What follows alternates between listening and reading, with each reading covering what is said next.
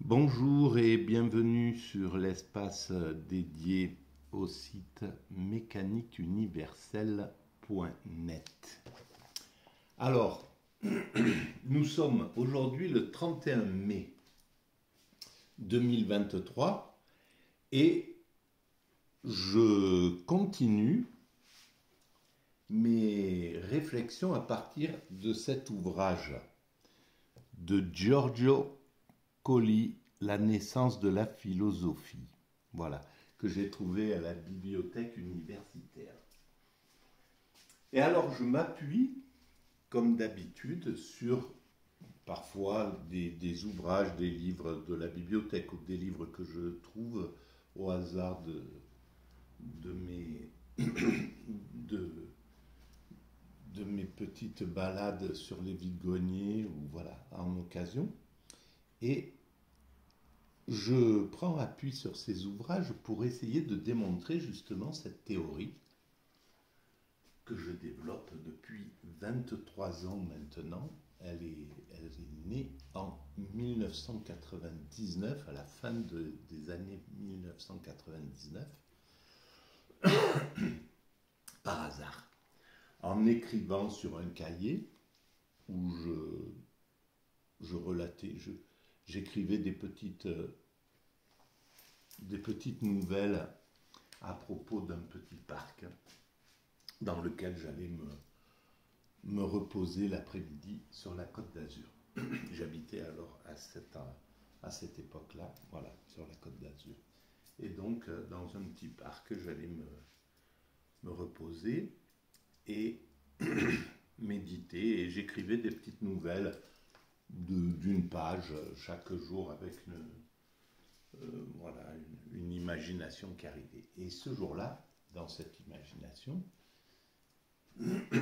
j'écrivais une petite nouvelle qui commençait à dériver sur de la philosophie, parce qu'il y avait des jeunes qui parlaient de philosophie pas loin. J'ai entendu le mot philosophie et j'ai imaginé une petite nouvelle d'un professeur qui interrogeait son élève, etc. Et l'élève disait, de toute manière, l'humanité évolue vers sa perfection. C'est la phrase que j'ai écrite sur mon cahier. Comme ça, elle est venue spontanément comme la création générale. C'est ça qui est vraiment incroyable. On va faire des liens entre des choses et de là va surgir une œuvre d'art. Marcel Duchamp se promène dans la rue, voit cet urinoir, trouve ça percute en lui et il décide d'exposer cet urinoir. Voilà. Donc les liens qui vont se faire entre les choses pour amener une œuvre d'art, pour amener une création, une œuvre d'art, c'est le fait d'apporter quelque chose de nouveau à l'humanité. Donc en fait, nous sommes tous plus ou moins des artistes, puisque nous amenons déjà, ne serait-ce que par les enfants que nous mettons au monde, ce sont des entités qui n'ont jamais existé, qui sont particulières, chacune avec quelque chose de magique. Et donc nous sommes les co-auteurs d'une œuvre d'art, rien que pour ça. Mais ça peut être le fait de restaurer sa maison, de réparer une voiture, je ne sais pas, peu importe. En tout cas, tout ce qui est, toute nouveauté apportée à l'humanité, pour moi, est de l'ordre de l'œuvre d'art. Ça ramène un peu le narcissisme artistique à sa juste valeur. Il est là, ce narcissisme, il est important. Il permet de nourrir des égos défaillants, bien souvent, de l'artiste, qui a peut-être mal été aimé, ou bref, et donc qui va rechercher une sorte à travers la gloire ou à travers la vénération, un amour qu'il n'a pas, il va chercher à restaurer son narcissisme, peu importe. Donc c'est nécessaire, c'est là, mais simplement dans la réalité, nous sommes tous égaux dans la créativité que nous apportons à l'humanité. Nous sommes tous. Il n'y a personne qui est au-dessus de quelqu'un d'autre. Le chef d'État n'apporte pas plus de choses que la personne qui fait le ménage sur son bureau. Voilà. Mais il faut avoir l'illusion de cette différence. Alors donc, cette phrase a été bouleversante. Quand elle est arrivée, elle m'a happé directement et elle m'a entraîné vers les espaces de la philosophie et de la spiritualité, puisque si l'humanité allait vers son ultime perfection, parce que ça a évolué en ultime perfection, ce qui veut dire que l'humanité est toujours parfaite au présent, tout en étant perfectible.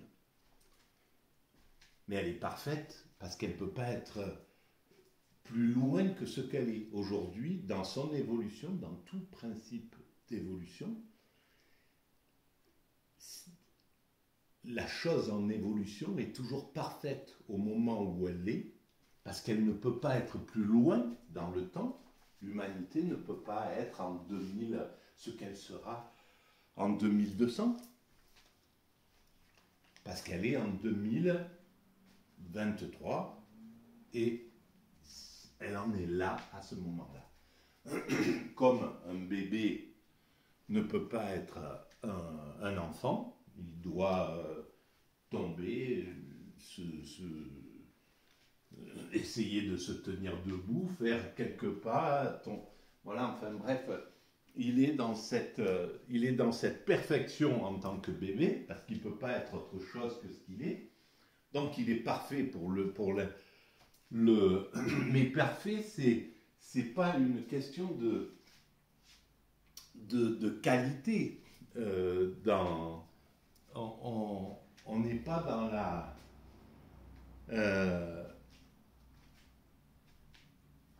comment dire, voilà, l'imperfection est parfaite, en somme. Celui qui est porteur de pathologie est parfait aussi dans ça. Il n'y a pas... toutes les descriptions que l'humanité fait pour évoluer sont des illusions. En réalité, il faut de l'imperfection pour créer l'humanité. L'imperfection est fondamentale. Il faut qu'il y ait des traits grands, des traits petits, il faut qu'il y ait tout pour que cette humanité fasse l'effet qu'elle fait en réalité. Voilà. Il faut qu'il y ait des gens qui transgressent les lois pour qu'on améliore les lois, pour que si quelqu'un trouve une manière d'abuser de ses congénères en toute légalité, eh ben, ce processus va obliger les législateurs à imaginer une loi pour empêcher dorénavant d'abuser sous cette forme-là. Voilà, par exemple. Et bien c'est comme ça que le droit, que notre code pénal, que les interdits évoluent. C'est par le travail conjoint du transgressant et du législateur que le code pénal s'est enrichi maintenant avec des milliers et des dizaines de milliers d'articles et de prohibitions. Voilà. Donc ça, c'est ce travail. Alors, je ne suis pas philosophe comme de façon ordinaire, mais je me considère comme philosophe. Je ne suis pas philosophe universitaire, je n'ai pas fait d'études, je n'ai pas les connaissances qu'il faudrait pour se dire philosophe au sens ordinaire du terme, mais je suis un philosophe atypique. Voilà, parce que le travail que je fais, il est lié à la philosophie qui picore un peu du côté du scientifique, qui picore un peu du côté du mystique, qui picore un peu de l'historique du côté de l'histoire, de la philosophie de l'histoire, etc., etc. Parce que j'ai besoin de tout ça pour démontrer que l'humanité va vers son ultime perfection, puisque c'est ça le fondement de ce travail. Voilà. Alors, sur cet ouvrage-là, que j'ai pris à la bibliothèque, je vais continuer ma lecture. Ce sont des petites choses que j'ai soulignées et que je vais utiliser pour dériver sur mes réflexions. Alors, un fragment d'Aristote nous informe que Pythagore, un sage précisément, fut nommé Apollon hyperboréen par les habitants de Crotone. Là, il travaille sur l'idée de Apollon et Dionysos. C'est ces deux dieux différents qui...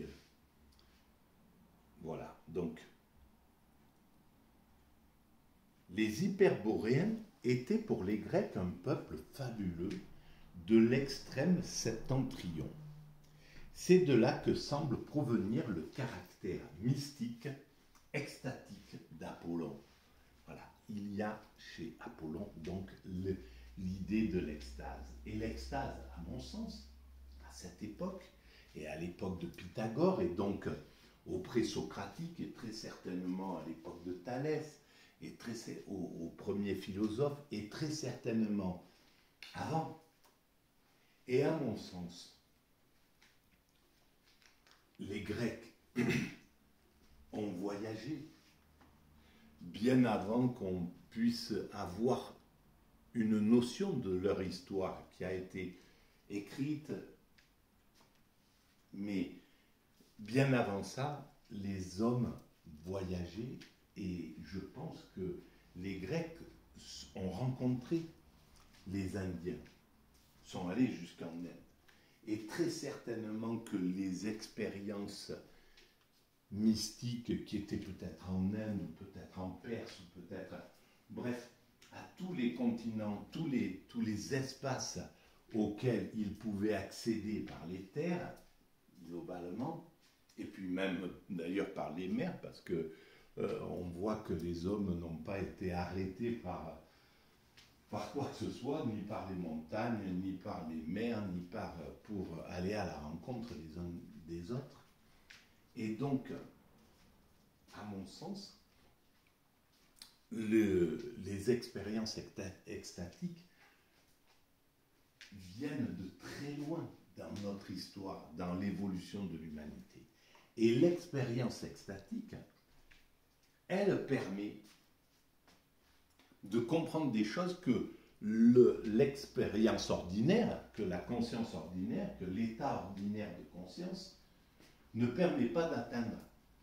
Quand on a fait l'expérience de l'extase, comme ça a été mon cas, quelques mois après avoir découvert donc la théorie, peut-être j'avais beaucoup travaillé sur pendant 2-3 mois, j'ai créé toute la structure de la mécanique universelle, du site mécanique universelle. Donc, j'avais, de façon intuitive, j'avais fait le tour de toutes les questions, globalement, qu'engendrait cette idée selon laquelle l'humanité évolue vers son ultime perfection. si elle va vers son ultime perfection, il fallait que je réfléchisse sur la présence du mal, sur le hasard ou la destinée, sur le fait est-ce qu'il y avait du hasard, est-ce que le monde était destiné, sur le langage du vivant, sur le langage que nous donne la vie à travers les symptômes, à travers tout un tas de choses, comment Dieu nous parle en somme, comment il nous dit de nous comporter comme ceci et non pas comme cela. Comme cela, tu vas avoir mal. Voilà, si tu fais des excès, tu vas avoir ces conséquences. Ça veut dire que je veux que tu agisses comme ça. Je désire, je te guide pour que tu agisses de cette façon-là, etc. La présence de notre évolution, c'est de notre animalité. Pourquoi nous nous comportons encore de cette façon-là? Donc il y avait l'idée darwinienne de l'évolution. Il a fallu que je creuse aussi de ce côté-là. Qu'est-ce que c'était que la conscience? Il fallait que j'essaie de comprendre cette particularité chez l'homme, cette évolution, la mort, etc., etc. Et quand j'ai fini cet espace, au départ, l'évolution, au départ de la théorie, l'humanité est destinée à atteindre sa perfection. La perfection, c'était l'amour du prochain, l'amour absolu envers autrui. C'était la fraternité, la paix universelle, enfin voilà. Tout ce qu'on peut imaginer comme état de perfection de l'être humain. La sainteté, quoi, en gros. Ce que les grandes religions expriment, proposent à l'être humain. Voilà. Devenez cela. Et donc nous guide pour entrer dans vers cette finalité. Et donc la mort, évidemment, quelle est la place de la mort et pourquoi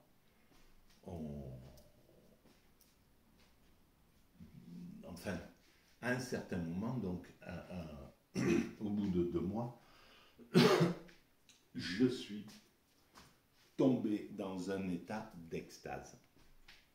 Je ne sais pas pourquoi, je ne sais pas comment, je ne connaissais pas l'extase, j'avais aucune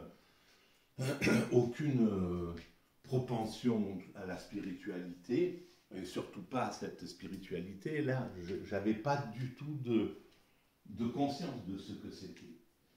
Et donc, accidentellement, enfin brutalement, en sortant de la poste, je me suis retrouvé dans cet état-là. Je suis arrivé chez moi, j'étais dans cet état d'extase et je ne comprenais pas du tout. J'ai simplement vécu, mais je ne me posais pas la question de comment, dans quel état tu es. Je ne me demandais pas dans quel état j'étais.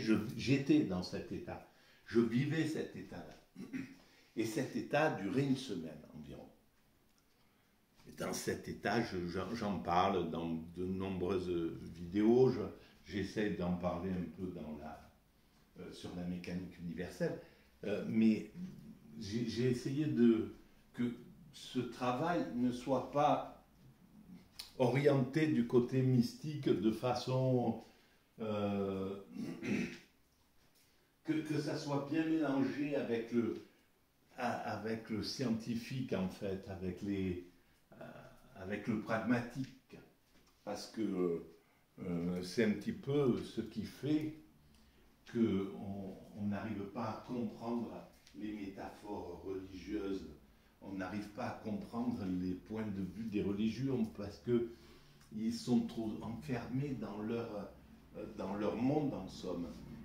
Et ils sont devenus inaudibles avec du côté du matérialisme, malheureusement.